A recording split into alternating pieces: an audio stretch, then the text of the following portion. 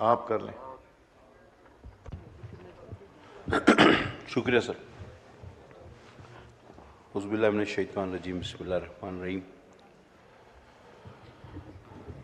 Sir, आपके सामने हक़ाइक़ पेश किए गए मोहतरम वज़ीर की जानिब से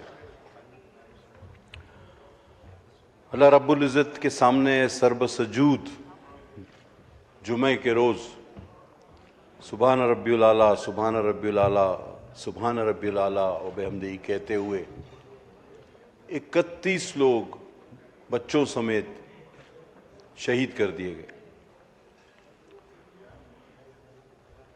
और ज़ख्मियों की तादाद जो बताई गई मेरे इल्म के मुताबिक उससे ज़्यादा है, वो सैकड़ों में है। सर, ये सिलसिला कुछ अरसे के लिए बंद ज़रूर हुआ था, रुका ज़रूर था, लेकिन वाक़या तरलाई ने हमें ये सोचने पे मजबूर कर दिया है कि हम अगर ये सोच रहे थे कि ये हमारी वजह से रुके हुए हैं, तो उन्होंने हमें ये मैसेज दिया है कि नहीं भाई, हम आपकी वजह से नहीं रुके हुए, ये रेस्ट तो हमने खुद लिया था, ये वक्फा तो हमारा लिया हुआ है। सर, अब इंतजार किस चीज का है मुझे ये समझ में नहीं आता। इस वतन अजीम के साथ और क्या कुछ होना बाकी है अगर हम गुज़िश्ता तमाम होने वाले सानिहात और हादसात को एक साथ मिलाकर देखें, जिसमें कोयटा हो या बलूचिस्तान की दहशतगर्दी हो या पारा चनार के वाक़यात हों या ये मस्जिद में नमाज में शहीद हो जाने वालों के वाक़यात हों, तो सर हम अब और किस चीज़ का इंतज़ार कर रहे हैं कि क्या होगा, तो फिर हम अपना शायद फाइनल कार्ड खेलेंगे, जो कि मुझे नहीं पता हमारे पास है भी या नहीं है।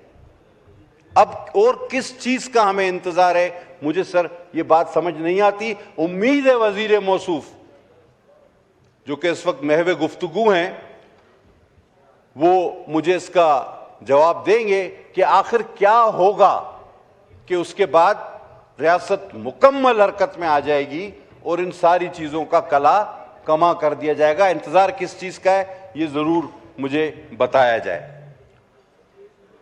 सर, ये रवायत तो खैर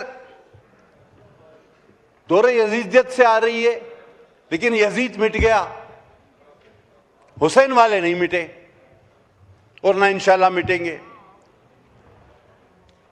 और इसी तरह शहादतें करबला में भी हुई थी, आज तरलाई में भी हुई हैं और शायद होती रहेंगी, अल्लाह ना करे। लेकिन सर,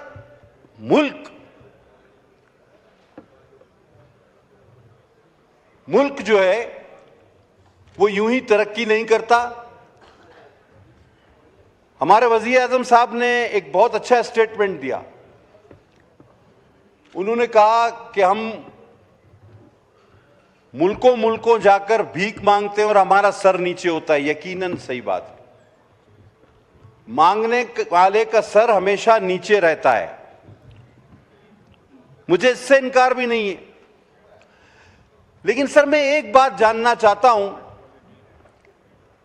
हो सकता है आप मेरी रहनुमाई फरमा दें या जो 1.5 वजीर यहां पर तशरीफ फरमाएं, एक फुल मिनिस्टर है, एक आधे MOS है, तो ये 1.5 हुए मिला के। इन 1.5 वजीरों में से मुझे कोई बता दे, या मुश्ताक साहब की आवाजें भी मुश्तक आ रही हैं, वो मुझे बता दें कि कौन सा दुनिया का वो मुल्क है जिसने कर्जे लेकर अपनी मईशत ठीक कर ली हो।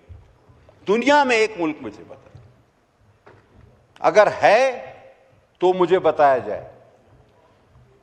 आज जिन मुमालिक का नाम हम इंतहाई पसमानदा, वियतनाम और इस तरह बहुत सारे ऐसे मुल्क, वो आज हमसे बहुत आगे चले गए। क्या उन्होंने कर्जे लिए, उन्होंने जोलियां फैलाई, उन्होंने अपने सर नीचे किए? नो, उन्होंने अपने अंदरूनी हालात पर कंट्रोल हासिल किया।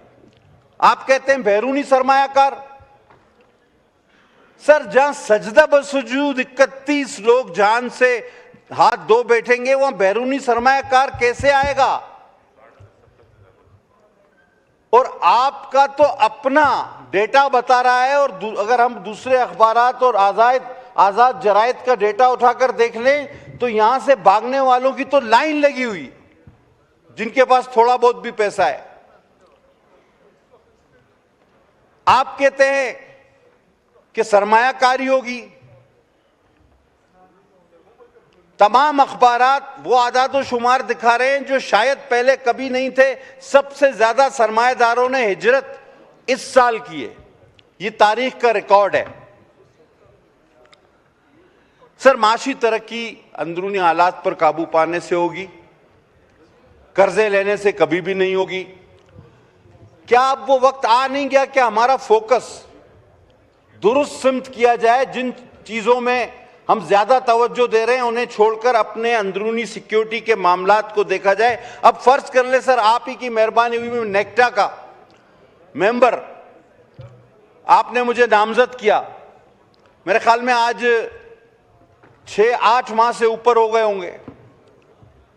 कोई आज तक उसका, ये सबसे बड़ा इदारा बना था सर दहशतगर्दी के खिलाफ इंफॉर्मेशन एक जगह कलेक्ट करने का, आज तक सर जब से आपने मुझे उसका मेंबर बनाया आज तक उसका कोई इजलास ही नहीं हुआ। माने आप देखिए कि हमारी दिलचस्पी कितनी ज्यादा है।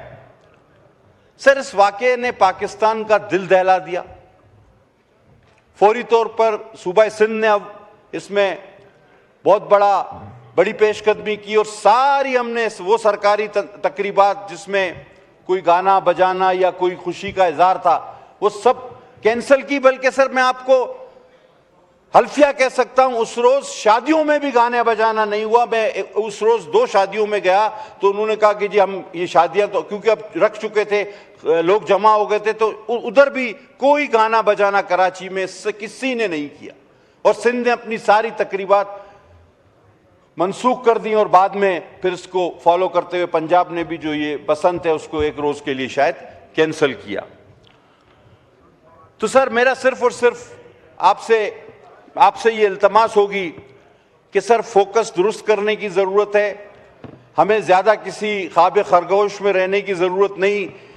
हम आपका दुश्मन, आपको दहशतगर्द आपके सामने जो खड़ा है वो बता रहा है कि मैं जब चाहूं पूरा बलूचिस्तान कैप्चर कर सकता हूं, मैं जब चाहूं वहां नमाजियों को सजदों में शहीद कर सकता हूं, मैं जब चाहूं स्कूल के बच्चों को एपीएस में घुस के मार सकता हूं। मैं ये फिर दोबारा सवाल करता हूं कि इंतजार किस चीज का है, वो कौन सी चीज होगी, तब हम मुकम्मल तौर पर इन एक्शन या फुल इन एक्शन आएंगे। मुझे मेहरबानी करके इसका जवाब दिया जाए। बहुत शुक्रिया सर।